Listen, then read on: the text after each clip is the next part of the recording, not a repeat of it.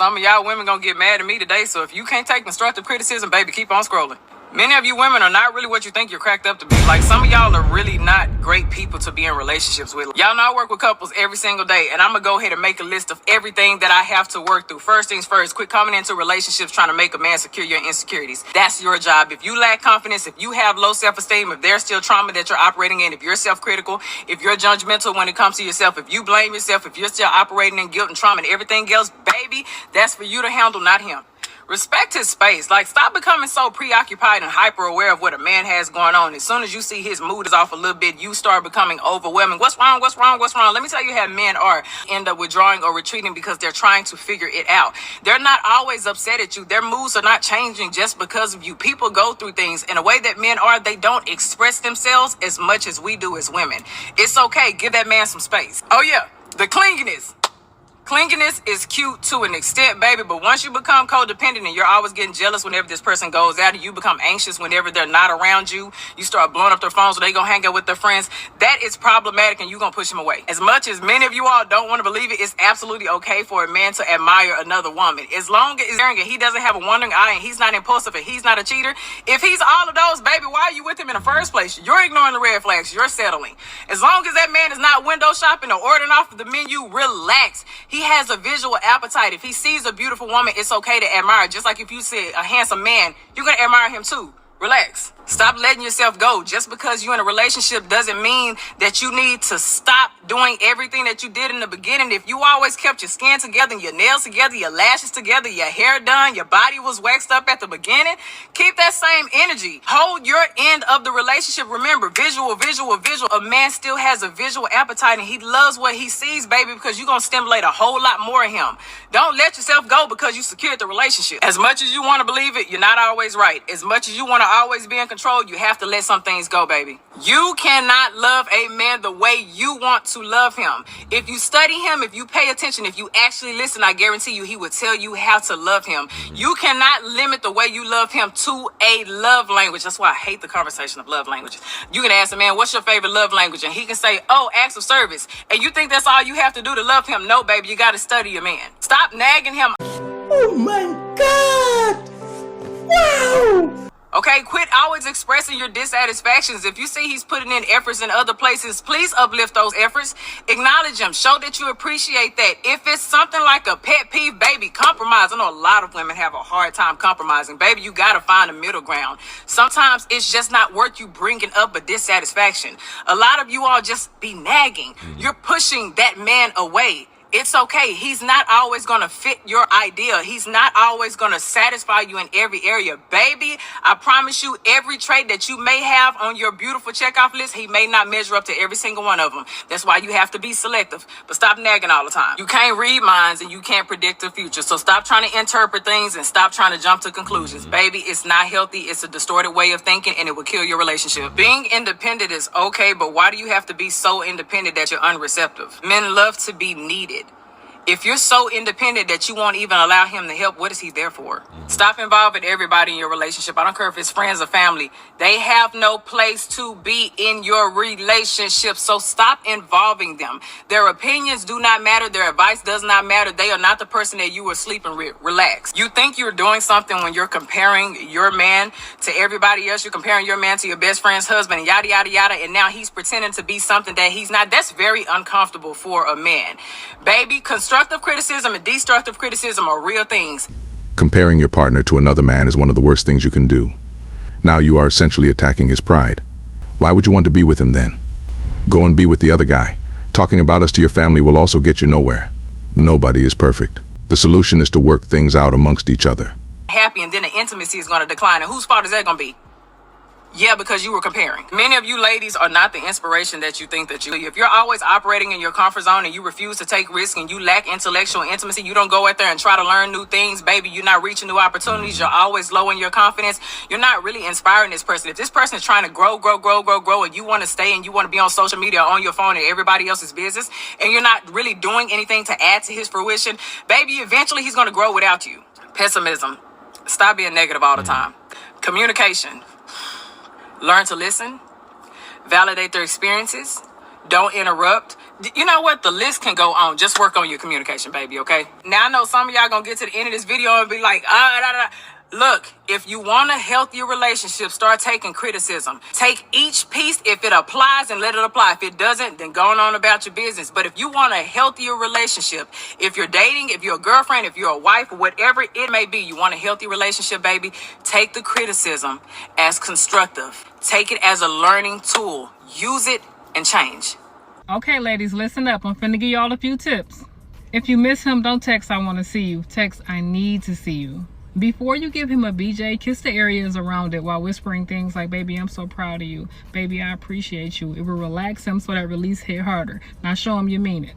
If he calls your name to get your attention, don't say what or make him feel like he bothering you. Say yes, baby. It's a gesture that will stroke his ego every time.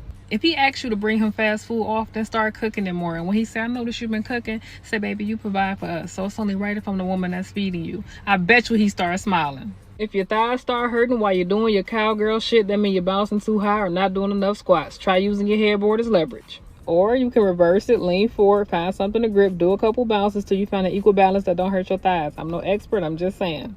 If y'all out and about, save the arguments for later. Don't embarrass him. Correct him at home. So I noticed a lot of comments said, no, it's not, when I said 2 BJs a day, keep a side chick away. And my response to that is this. A lot of us women give the men we claim we love lazy top. I'm only doing it because he asking top, or just because it's Father's Day or his birthday top, or you know what, since he mad at me, I'm going to do it top. One second. Y'all know I studied culinary arts at YTU as YouTube University. My bad, but yeah, instead we should be giving our men a thank you for providing for me top, that spontaneous top, I'm doing it because me and him like it top, or you know what, I don't feel like it but I want to please my man top. And also, I didn't say that's all you should be doing. Like, of course, add your womanly duties, your incentives, your daily reinsurances, and most importantly, respect him, especially if he being the man you need him to be. Disrespect our men during arguments. We get mad if they say something we don't like, or we throw a temper tantrum if the conversation not going our way. But we still expect our men to communicate and express themselves to us more. So try this approach. Baby, sit down. What's on your mind? Now rub his back while he's speaking and don't interrupt it. To stroke his ego, know his woman is listening to him. If he's making reasonable points, don't try to argue it or say, I'm gonna work on it. Say, okay, baby, we can work on that. When he starts expressing himself, give him the reinsurance that he needs to feel strong and secure in his position as your man so he can express himself more.